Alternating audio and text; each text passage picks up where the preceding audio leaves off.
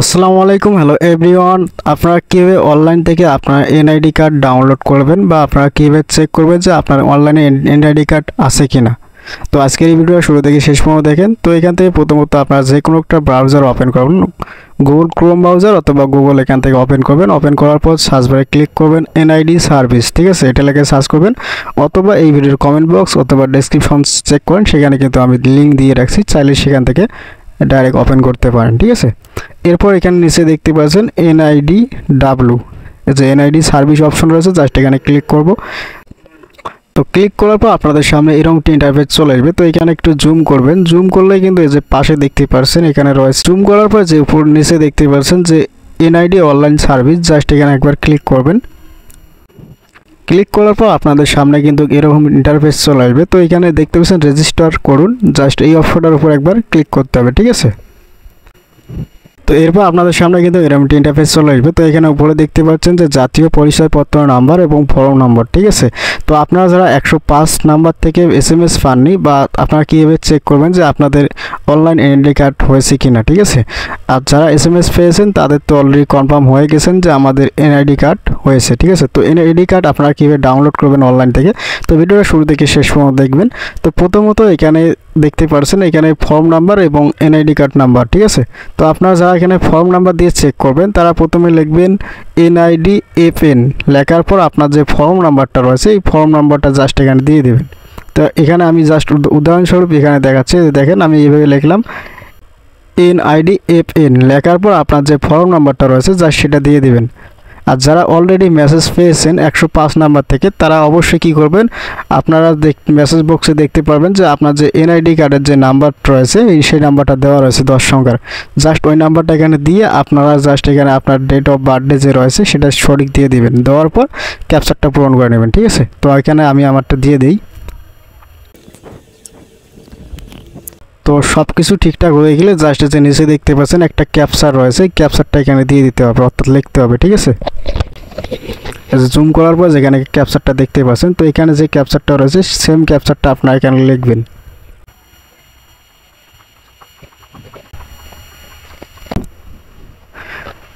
এরপর জাস্ট এখান থেকে সরাসরি সাবমিট অপশনে ক্লিক করবেন। তো সাবমিট করার পর আপনাদের সামনে কিন্তু এরকম একটি ইন্টারফেস চলে আসবে। তো এখানে বর্তমান ঠিকানা এবং স্থায়ী ঠিকানা এখানে দিয়ে দিবেন। তো এখানে আপনার বিভাগ, তারপরে জেলা, তারপরে উপজেলা দিয়ে দিবেন উপরে, এবং নিচেও এখানে সেমটা লিখবেন। লেখার পর পরবর্তী অপশনে ক্লিক করবেন, ঠিক আছে। তো এখানে আমি সবগুলো দিয়ে দিচ্ছি। তো ঠিকানাগুলো সবগুলো দেওয়ার পর জাস্ট নিচে দেখতে পাচ্ছেন পরবর্তী অপশন, জাস্ট এখানে ক্লিক করবেন, ঠিক আছে। তো এখানে ক্লিক করার পর আপনারা যখন ভোটার হয়েছিলেন তখন যে ফোন নাম্বারটা দিয়েছেন জাস্ট ওই ফোন নাম্বারটা এখানে শো করবে, এবং এই ফোন নাম্বারটা যদি আপনার সঙ্গে না থাকে তাহলে আপনারা এখানে নতুন করে মোবাইল নাম্বার অ্যাড করতে পারেন বা পরিবর্তন অপশনে ক্লিক করে। তো আমার যেহেতু ফোন নাম্বারটা রয়েছে জাস্ট বার্তা পাতান এই অপশনটার উপর একবার ক্লিক করবো, ঠিক আছে। এরপর আপনার ফোন নাম্বার একটা ওটিপি কোড চলে আসবে, ওটিপি কোডটা কপি করবেন। ওটিপি কোডটা কপি করে এখানে পেস্ট করে দেওয়ার পর দেখি যে বহাল যে অপশনটা রয়েছে জাস্ট এখানে ক্লিক করবেন, ঠিক আছে। এরপর এইরকম একটি ইন্টারফেস চলে আসবে। তো 1 নম্বরে এখানে দেখতে পাচ্ছেন আপনার মোবাইলে এনআইডি ওয়ালেট অ্যাপ্লিকেশনটা ইনস্টল করুন। তো আপনার ফোনে যদি এই এনআইডি ওয়ালেটটা না থাকে অ্যাপসটা, তাহলে আপনারা এখানে ক্লিক করবেন, ঠিক আছে। এই এনআইডি ওয়ালেট অপশনে একবার ক্লিক করবেন। তো ক্লিক করার পর সরাসরি প্লে স্টোরে নিয়ে আসবে। তো প্লে স্টোর থেকে আপনার অ্যাপসটা ইনস্টল করবেন, ঠিক আছে। ইনস্টল করার পর সরাসরি আপনারা এখান থেকে ব্যাক করবেন।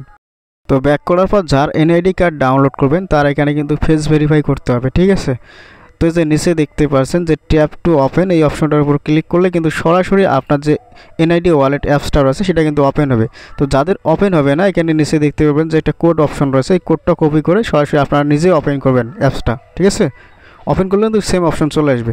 তো এখন আপনারা কী করবেন যে tap to open NID wallet এই ফোনের এখানে যদি ক্লিক করেন তাহলে সরাসরি কোডটা কিন্তু অটোমেটিক নিয়ে নেবে, ঠিক আছে। এবং এখানে নিচে দেখতে পাচ্ছেন এগ্রি অ্যান্ড কন্টিনিউ অপশন, তো এখান থেকে সরাসরি এগ্রি অ্যান্ড কন্টিনিউ অপশন একবার ক্লিক করবেন।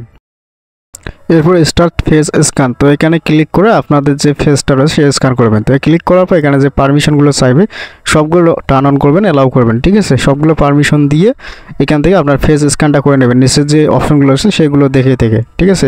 বাম দিকে ডান দিকে চোখ তেরেফে সবগুলো ভেরিফিকেশন করে নেবেন।